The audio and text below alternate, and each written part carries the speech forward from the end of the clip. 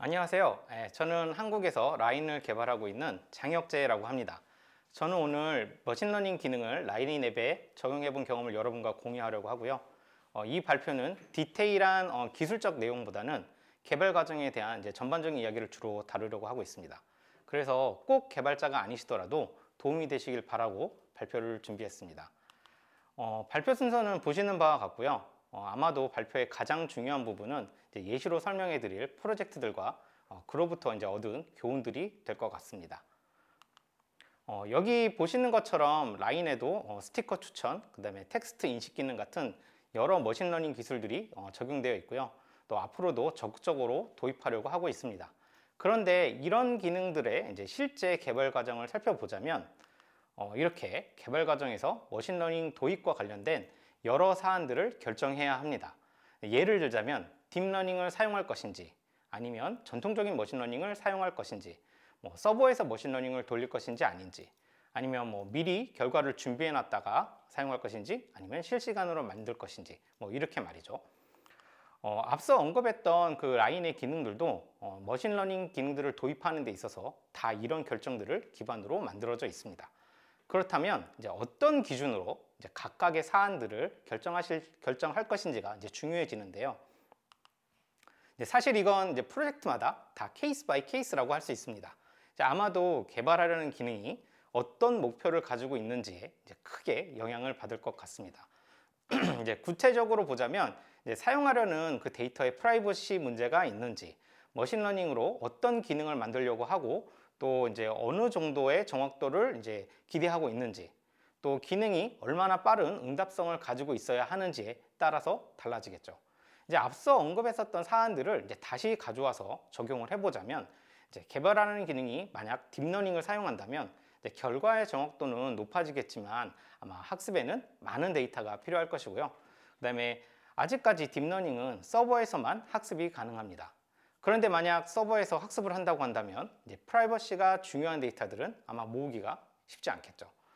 그리고 만약에 기능의 UX가 매 그 실행마다 사용자를 기다리게 할 수 없다면 미리 결과를 만들어 놔야 할 겁니다. 이렇듯 각각의 경우에 따라서 다 고려해야 할 것들이 다 달라지기 때문에 이번 발표에서는 온 디바이스 상에서의 머신러닝에 주목해서 이야기를 하려고 합니다. 서버 클라우드나 아니면 딥러닝 자체에 관한 내용은 AI 세션 쪽에 보면 좋은 발표들이 많이 있으니까 그쪽을 봐주시기 바랍니다.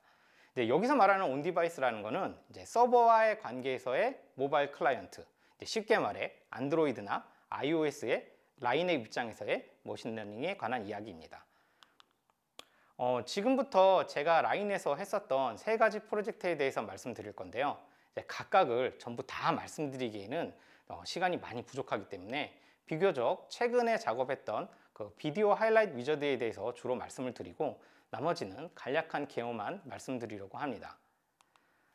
여기 보시는 것처럼 핸드폰으로 동영상을 찍다 보면 화면이 흔들린다거나 아니면 초점이 맞춰지는데 시간이 걸리거나 아니면 여기 왼쪽에 있는 영상처럼 도중에 사람이 지나가거나 해서 특히 시작과 끝부분에 필요 없는 내용이 들어가는 경우가 많이 있습니다. 그리고 인터넷에서 글을 읽다 보면 긴 글 끝에 too long didn't read라는 용어가 많이 실제로 쓰이고 있는데요. 비슷하게 요새는 동영상에서도 too long didn't watch라는 용어가 쓰이더라고요. 그리고 다들 경험해 보셨다시피 동영상의 길이가 너무 길면 처음부터까지 다 보는 것이 아니라 막 중간을 이렇게 다 스킵해서 본다거나 아니면 아예 보지 않는 경우도 많이 있죠. 그래서 아마도 이런 이유 때문에 저희 라인의 타임라인 스토리 기능도 15초 제한이 있는데 아마 이런 이유 때문이지 않나 싶습니다. 그래서 동영상을 공유할 때 편집을 통해서 이런 쓸모없는 부분들을 다 잘라내고 그다음에 핵심 부분만 남겨서 전송하면 좋겠다는 생각들을 많이 하시는데요. 사실 비디오 편집이 굉장히 귀찮은 작업이기 때문에 그렇게 하지 않고 그냥 보내버리는 경우가 많이 있죠. 그래서 제가 만든 비디오 하이라이트 위저드 기능은 비디오를 분석해서 자동으로 요약본과 하이라이트를 만들어주는 기능입니다. 요약본과 하이라이트의 차이는 여기 화면을 보시는 것처럼 비디오의 여러 부분을 잘라내서 하나의 영상으로 만들어내는 것이 요약본이고요. 전체에서 하나의 대표적인 구간을 잘라내는 것이 하이라이트입니다. 이런 비디오 분석 작업을 하기 위해서는 해커티라는 이제 오픈소스 라이브러리의 도움을 많이 받았습니다. 근데 이 해커티 라이브러리는 C++로 구현이 되어 있습니다. 그래서 안드로이드에 이제 네이티브 코드로 포팅하는 작업이 꼭 필요했고요. 이제 어쩌다 보니 이제 실제 비디오 분석 작업보다 이 안드로이드 네이티브 코드로 포팅하는 작업에서 굉장히 고생을 많이 했습니다. 우선 이 해커티는 내부적으로 오픈CV라는 라이브러리를 사용합니다.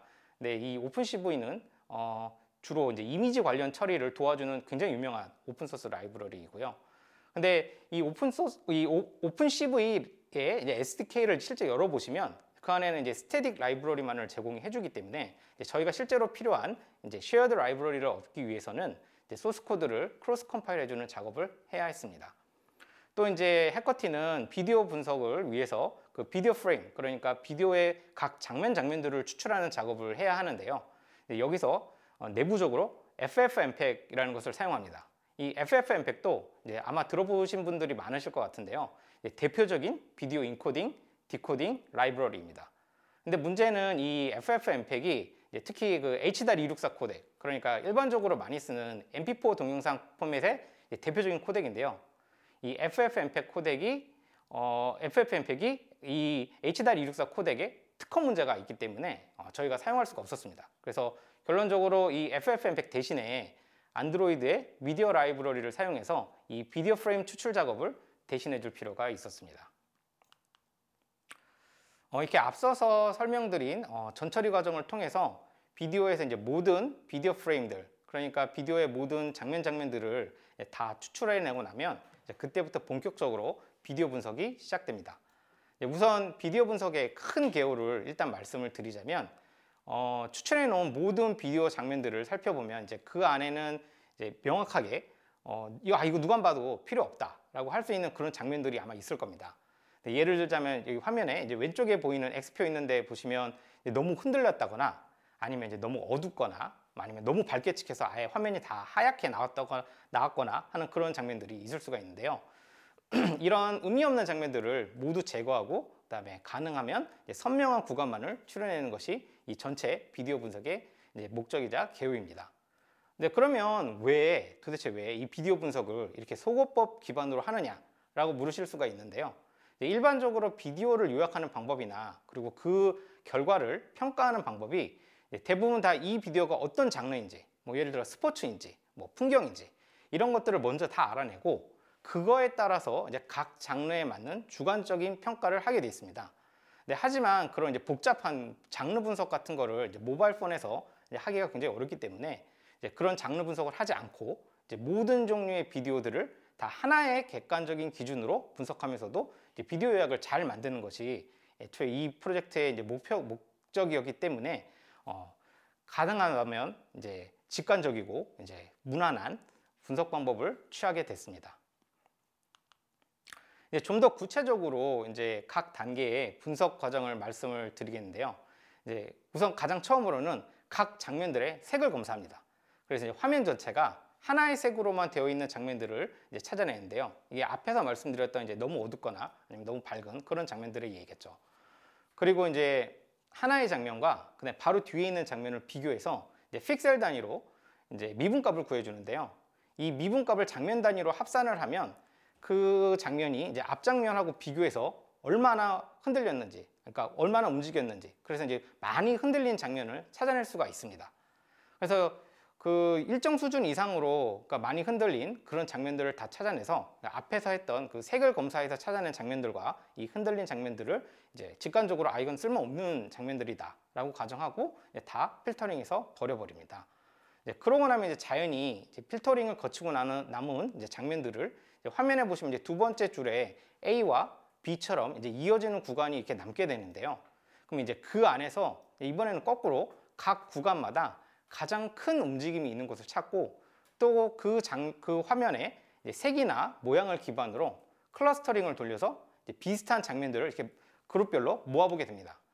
그러면 이제 여기 A, B가 있는데 B 구간에 이제 제일 앞에 있는 그 썸네일을 보시다 보면 거기만 이제 그 뒤에 있는 내용하고 비교해서 딱 눈으로 보기에도 뭔가 다르다는 것을 느끼실 수가 있으실 텐데요. 이렇게 이제 앞에서 얘기했던 그 분석을 통해서 B라는 구간 안에서 화면의 특성이 다른 2와 3으로 나눌 수가 있습니다. 그래서 이렇게 각각 나눠진 구간들을 샷이라는 개념으로 만들어 주게 됩니다. 이제 그 후에 이제 요약본과 이제 하이라이트를 각각 만들기 위해서 추가 작업이 이제 진행이 되는데요. 요약본을 만들기 위해서는 이제 앞에서 찾았던 1, 2, 3과 같은 샷 구간을 다시 한 번 더 색과 모양 그리고 움직임에 기반해서 클러스터링을 하고요. 그 중에서 가장 역동적인 부분을 중요 부분이라고 생각하고 추천해 줍니다. 그런데 이제 이 과정을, 그러니까 요약본을 만드는 과정을 처음 시작할 때 이제 원하는 요약본 길이를 주게 되어 있는데요. 뭐 예를 들자면 15초, 30초 이렇게요. 그러면 이 길이를 가지고 이제 요약본의 전체 길이를 이제 그 처음에 준 그 길이에 맞춰야 되기 때문에 앞에서 각각 그 중요 부분을 추출한 거에 길이를 다 조절한 다음에 이제 하나로 합쳐주는 작업을 하게 됩니다. 이렇게 해서 요약본을 만들고 나면 이제 그 다음에 이제 하이라이트 같은 경우에는 이제 하이라이트는 앞서서 나눴던 그 1, 2, 3 그 각 샷 구간들 중에서 가장 큰 비중을 차지하는 구간을 이제 하이라이트로 선별해내게 됩니다. 그리고 이제 앞에서 이제 쭉 과정 중에 뭐 필터링이라던가 아니면 뭐 히스토그램, 클러스터링 이런 작업들을 해야 되는데요. 이런 작업들은 대부분 다 오픈CV에서 제공해주는 API를 이용해서 처리하게 됩니다. 지금까지 이제 간략하게나마 이제 비디오 하이라이트 위저드의 기술적인 내용에 대해서 말씀을 드렸는데요. 이제는 이런 형태로 기능이 만들어지게 된 이제 요구사항이 어떤 게 있었는지 좀 살펴보려고 합니다. 우선 가장 먼저 프라이버시에서 문제가 없었어야 했습니다. 지금처럼 앱 내에서 자체적으로 비디오를 분석을 만약에 하지 않는다면 사용자 개인 폰에 있는 모든 비디오를 다 이제 서버로 업로드한 다음에 서버에서 비디오 분석을 해야 했는데요. 이거는 조금만 생각을 해봐도 이제 비디오를 전송하는 데이터량을 따지기 이전에 애초에 이제 개인 폰에 있는 비디오를 다 업로드한다는 것 자체가 약간 무리인 이야기겠죠. 그리고 이제 또 다른 문제로는 이제 비디오 분석 자체가 일반적인 이제 다른 작업들에 비해서 이제 굉장히 많은 양의 램, CPU 같은 자원이 필요합니다. 그래서 이제 보통 비디오 분석을 이제 모바일 폰보다는 서버에서 많이 하는 게 다 그런 이유 때문이죠. 이제 앞서서 비디오 분석 과정을 보시면 이제 필터링 같은 이제 가벼운 그 처리 과정이 위주로 되어 있는 이유도 다 이런 요구사항을 맞추기 위해서입니다. 이렇게 이제 최대한 분석 과정을 이제 가볍게 했는데 이제 그럼에도 불구하고 사용자가 모바일 폰을 쓸 때 이 비디오 분석 때문에 폰이 이렇게 느려진다거나 아니면 이제 배터리가 이제 금방 소모된다거나 그런 일이 없어야 되겠죠.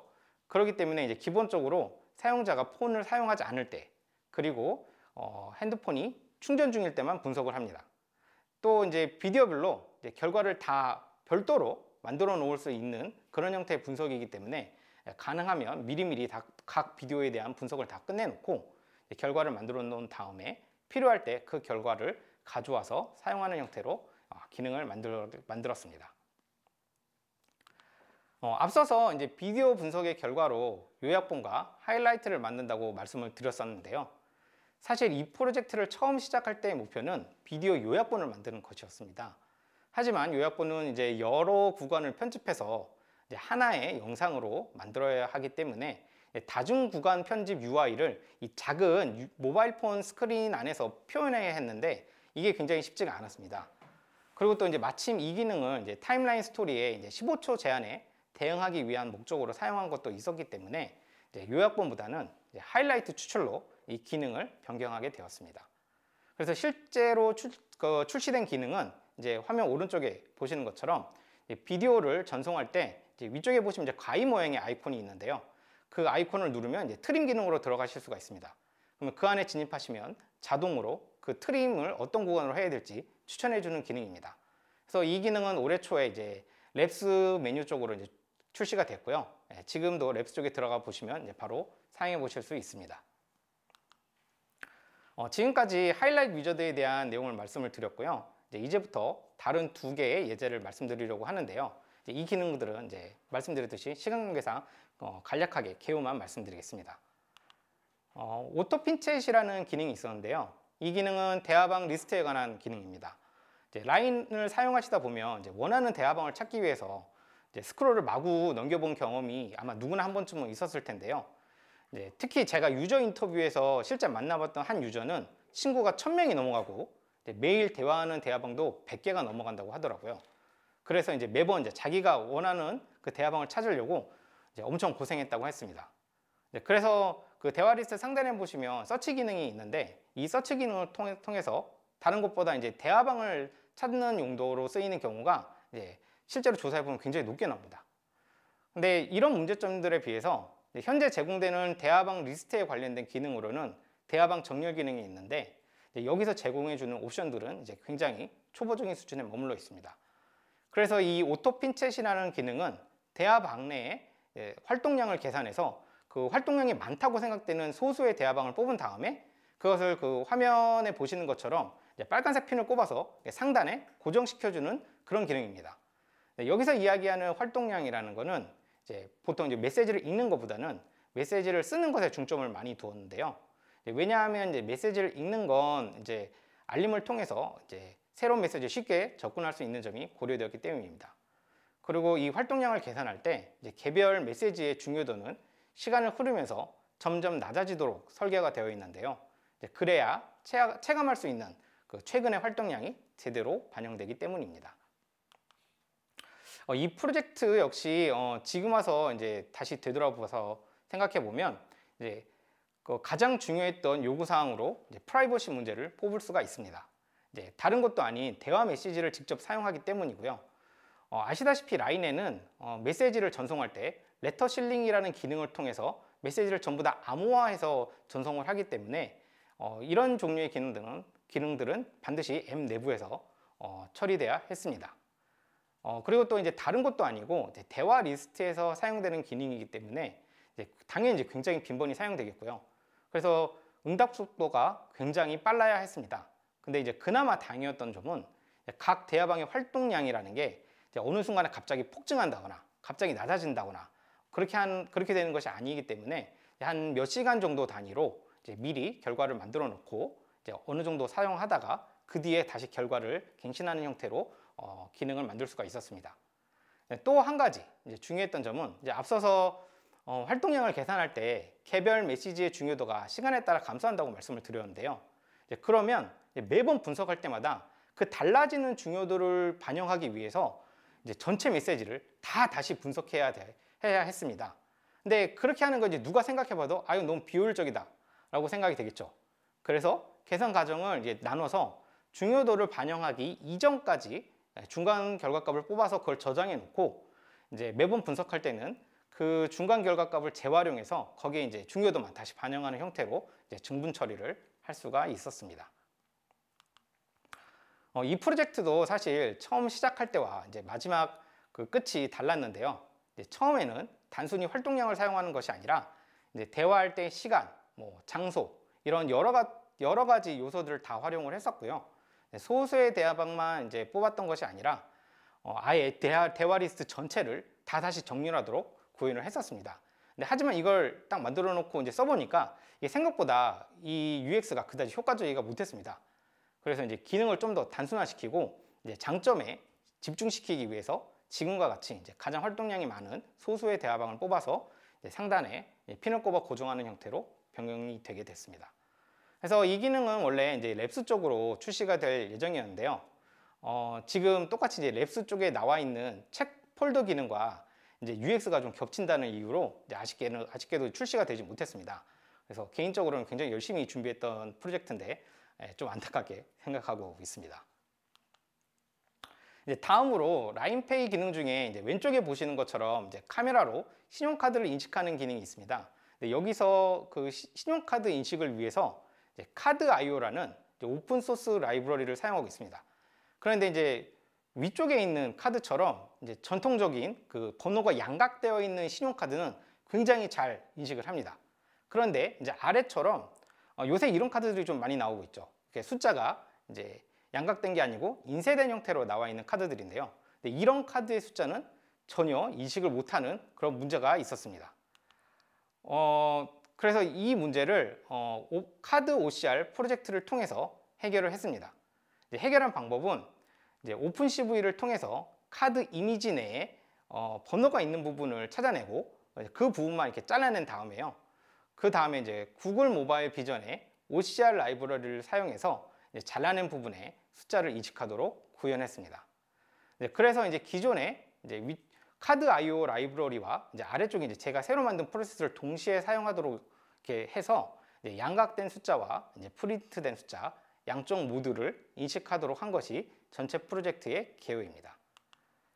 이 프로젝트에서도 마찬가지로 이제 가장 중요했던 점이 무엇이냐라고 물으면 이제 여기서는 이제 빠른 인식 속도가 가장 중요했었습니다. 내부적으로 한 200ms 이내로 인식하는 것을 목표로 했었는데요. 그래서 이제 아까 처리 과정에 보면 오픈CV로 이제 딱 번호 부분만 이제 잘라낸 이유가 뭐 인식 속도를 높이려는 그런 목적도 있었습니다. 그리고 이제 둘째로 이제 서버의 도움 없이 앱 내에서 이제 독립적으로 동작하는 것이었는데요. 이는 마침 이제 구글 모바일 비전의 OCR 라이브러리가 이제 오프라인으로 사용이 가능해서 독자적인 실행이 가능했었습니다. 그리고 마지막으로 이제 이 기능을 만들면서 가능하면 앱 크기가 이제 안 늘어났으면 좋겠다라는 그런 바람이 있었는데요. 이제 여기서 또 이제 운이 좋았던 게 이제 앞에 말씀드린 구글 모바일 비전의 라이브러리가 이제 앱 내부가 아니라 이제 구글 플레이 서비스를 통해서 앱 외부에 설치가 되는 구조였습니다. 그래서 결과적으로 앱 크기가 거의 늘어나지 않고 이 기능을 만들 수가 있었습니다. 그리고 이제 이 프로젝트도 앞서서 말씀드렸던 다른 프로젝트와 마찬가지로 이제 중간에 개발 목표가 이제 살짝 변경이 됐는데요. 이제 원래는 그 라인 원래 쪽을 보시면 이제 멤버십 카드를 관리하는 이제 마이 카드라는 메뉴가 있습니다. 그래서 처음에 이 OCR 프로젝트는 바로 이 마이 카드를 대상으로 예를 들면 이제 이케아 패밀리 카드, 뭐 코스트코 멤버십 카드 같은 일반적인 멤버십 카드를 포함해서 이제 세상에 존재하는 뭐 모든 종류의 카드를 다 인식을 해보자라는 것이 이제 목표였는데요. 이제 그런데 정작 나중에 이제 라인에 있는 그 마이 카드 기능에서 실물 카드를 추가하는 기능이 삭제가 되어버렸습니다. 그래서 정작 이 카드 인식 기능은 다 만들어 놨는데 사용처가 없어져서 굉장히 난감해졌죠. 근데 또 마침 그때 대만에 있는 그 라인페이 팀에서 급한 요청이 들어왔습니다. 그게 뭐냐면 여기 오른쪽에 보시면 이제 그 카드 이미지가 있는데 이게 실제로 대만 라인페이에서 출시했었던 신용카드인데요. 이제 앞에서 말씀드린 것처럼 이제 이런 형태의 숫자가 프린트 되어 있는 신용카드는 인식이 잘 안 되는 문제가 있었기 때문에 이제 라인에서 출시된 신용카드인데 다른 것도 아닌 라인 앱에서 인식이 안 되는 해프닝이 있었습니다. 그래서 이 문제를 해결하기 위해서 이제 카드 OCR 프로젝트의 용도를 신용카드를 인식하는 용도로 변경해서 사용하게 되었습니다. 지금까지 한 3가지 사례를 간략하게 살펴봤는데요. 잘 보시면 공통적인 요구사항이 몇 가지 있었습니다. 일단 가장 먼저 프라이버시가 중요한 사용자 데이터를 다 다루고 있었습니다. 메시지라던가 동영상이라던가 아니면 신용카드 번호 같은 것이요. 그리고 또 적용된 UX가 대체로 이제 빠른 응답 속도가 필요했고 또 이제 결과값이 이제 어느 정도 에러가 있더라도 크게 문제가 생기지 않는 그런 UX라는 공통점이 있었습니다.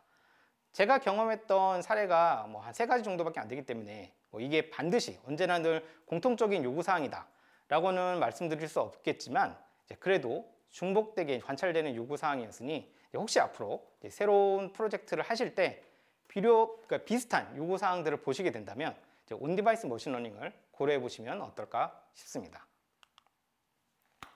마지막으로 이 부분은 제가 앞서서 말씀드린 프로젝트들과 그리고 뭐 다른 머신러닝 관련 프로젝트들을 쭉 해오면서 제 개인적으로 느꼈던 교훈들인데요. 우선 프로젝트를 진행하실 때 딱 내가 만드는 그 기능만 딱 집중해서 보실 것이 아니라 가능하면 좀 더 넓은 시야를 가지고 관련된 기능들의 전체적인 로드맵을 다 파악하면 좋을 것 같습니다. 예를 들자면 내가 지금 대화방에 사용되는 기능을 만들고 있다. 그렇다고 한다면 이제 앞으로 대화방의 전체적인 기능들이 어떤 방향으로 발전해 나갈지 그걸 파악하고 있으면 굉장히 도움이 많이 되는 것 같습니다. 왜냐하면 머신러닝 기능이라는 게 이런 걸 개발하는 게 이제 한 달, 뭐 2달 이렇게 굉장히 단기간에 끝나지 않은 경우가 대부분인데요. 그러다 보면 그 프로젝트를 진행하는 도중에 관련된 기능의 전체적인 로드맵 방향이 이게 확 바뀌는 경우가 생길 수가 있습니다. 만약에 그렇게 된다면 당연히 만들고 있던 기능도 그 새로운 방향에 맞춰서 이제 변화시켜야 할 필요가 있었던 것 같습니다. 또한 만약에 개발 과정에서 그전에는 몰랐었던 사용자들의 새로운 요구사항을 발견한다면 바로 딱 그 구체적인 요구사항을 목표로 기능을 개발했을 때 이제 가장 좋은 결과를 얻을 수 있었던 것 같습니다. 이제 앞에서 소개해드렸던 이제 카드 OCR이나 비디오 하이라이트 위저드나 모두 다 이제 개발 도중에 이제 구체적인 사용자 요구사항을 찾았고 그거에 맞춰서 기능을 변경한 사례들이어서 그렇습니다. 그리고 이제 기술이라는 건 어디까지나 이제 사용자들의 요구사항을 해결하기 위한 수단이고 목적은 아니다라는 거를 잊으면 안 되는 것 같습니다. 특히 이제 개발사로서 제 자신도 좀 실수하는 것 중에 하나인데요. 뭔가 멋져 보이는 새로운 기술이 딱 나오면 단순하게 이 기능을 이거 한번 써보고 싶다. 그런 이제 느낌으로 이제 기능 개발을 시작하는 경우가 가끔씩 있거든요. 근데 그런 식으로 시작을 하면 보통 이제 결과가 좋지 않았던 것 같습니다. 그렇기 때문에 가능하면 늘 이제 이 어떤 사용자 기능을 어떤 사용자의 요구 사항을 목표로 어떤 기술을 어떻게 내가 지금 적용하고 있는가 라는 그 생각을 항상 염두에 두고 있는 것이 필요한 것 같습니다. 그래서 가능하다면 이런 사용자들의 요구 사항과 그 기술 사이에서 일종의 중재자 역할을 해주시는 그런 분이 계시면 좋겠다라는 생각을 좀 많이 해왔습니다. 아마도 이제 기획자분들이 그런 역할을 해주시면 어떨까요? 그리고 또 이제 흔히 이제 머신러닝을 이제 사용한 기능을 설계하거나 이제 기획을 하다 보면 머신러닝 기능의 이제 결과값이 이제 언제나 참만 나올 것이다, 정답만 나올 것이다 라고 생각하고 가정하고 이제 기획을 하는 경우가 많은데요. 실제로는 이제 반드시 일정 수준의 이제 오류를 동반하게 되어 있습니다. 특히나 이제 모바일 폰 위에서 구성되는 온디바이스 머신러닝 같은 경우는 대부분 성능의 한계가 굉장히 명확하기 때문에 가능한 오류를 감수할 수 있는 형태로 UX를 설계하는 것이 좋습니다. 예를 들자면 이제 카드 OCR 같은 경우에 카드를 인식하려고 이제 몇 번이나 이제 시도를 했는데 카드가 인식이 잘 안 된다면 이제 수동으로라도 이제 번호를 입력할 수 있는 UI를 제공해 주는 것이죠. 아니면 아예 이제 추천과 같은 형태로 이제 기능을 제공을 해주면 이제 사용자가 앱을 사용하는 그 UX에 크게 방해가 되지 않기 때문에 이런 추천 같은 형태로 기능을 설계하는 것이 좋지 않을까 생각합니다. 그리고 사실 가장 쉽고 간편하게 머신러닝을 적용하는 방법을 이제 이야기하자면 이제 이미 기존에 있던 기능을 이제 개선하는 것입니다.